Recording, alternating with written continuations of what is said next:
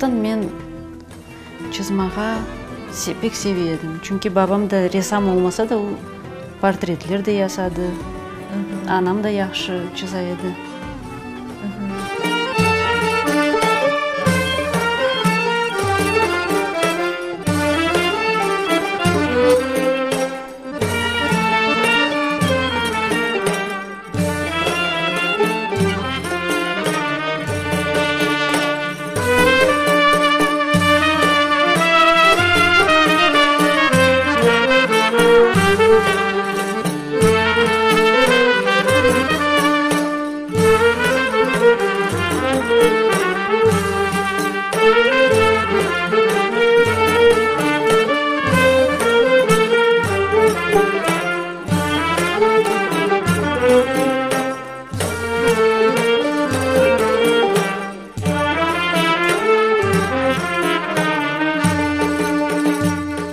Инсан дайыма бир чыгуу бермек керек, менин пикиримче.